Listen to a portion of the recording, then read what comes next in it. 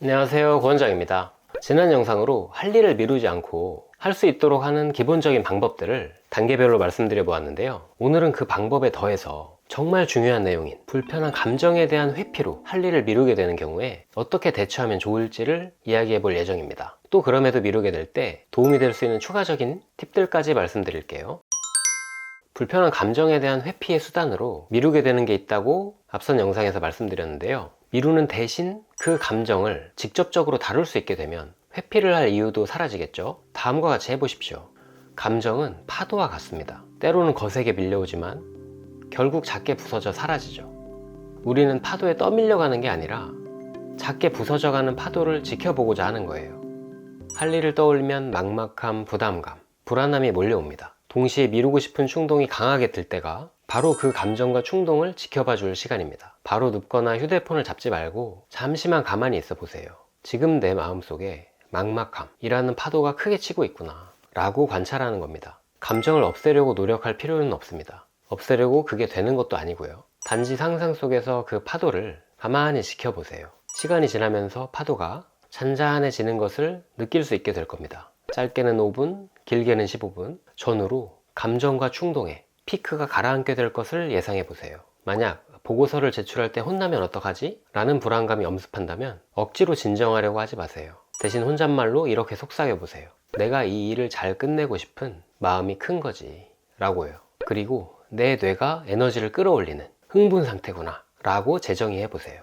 불안과 흥분은 신체 반응이 똑같습니다. 불안과 긴장감을 위험 신호가 아닌 준비 신호로 이름을 바꾸어서 뇌의 마비 상태를 풀어보세요. 나는 왜 이 모양일까? 왜 이것밖에 안 되지? 라는 식의 자책과 자신을 비난하는 태도가 또 미루기를 악화시키기도 하는데요. 자책은 뇌에 도파민을 고갈시켜 할 일을 더 하기 어렵게 만들죠.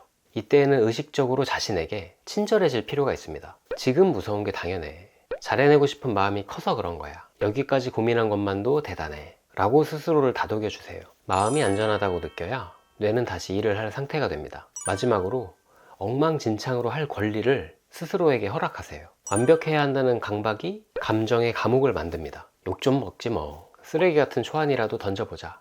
라는 마음이 오히려 여러분을 그 감정의 감옥에서 나올 수 있게 할 거예요.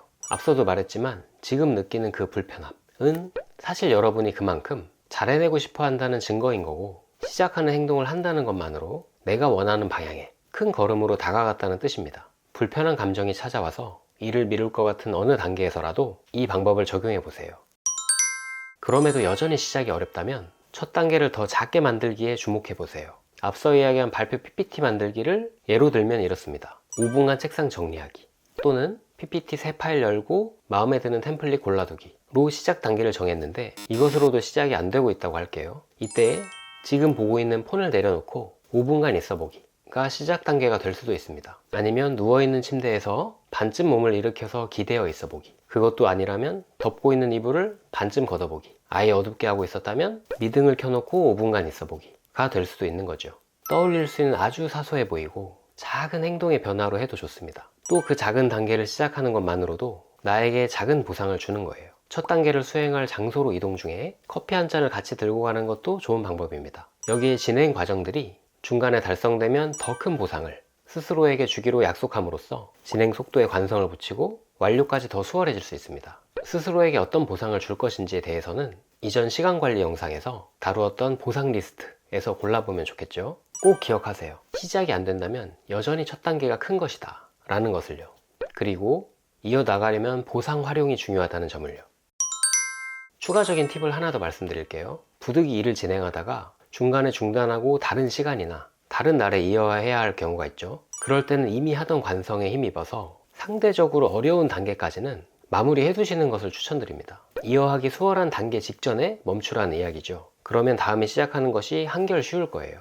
예를 들어 발표 PPT를 만들다가 중간에 멈춰야 한다면 전 과정 중에 전체 구조 짜기까지는 완료를 하고 다음부터 상대적으로 수월한 슬라이드 제목만 적어보기, 파트를 남겨두거나 아니면 주요 내용이 되는 슬라이드에 들어갈 주요 문장 적기까지 마무리하고 다음에 부수적인 일인 이미지 삽입을 해보는 것으로 정할 수 있는 거죠. 이때에도 다시 시작하기 쉽게 하려면 마찬가지로 시작할 첫 단계를 작고 구체화된 행동으로 명확히 규정해 두는 것이 좋습니다. PPT 파일을 열어놓고 5분간 있어보기, 또는 책상에 앉아 이미지 검색 사이트 열어놓기, 될 수 있겠죠.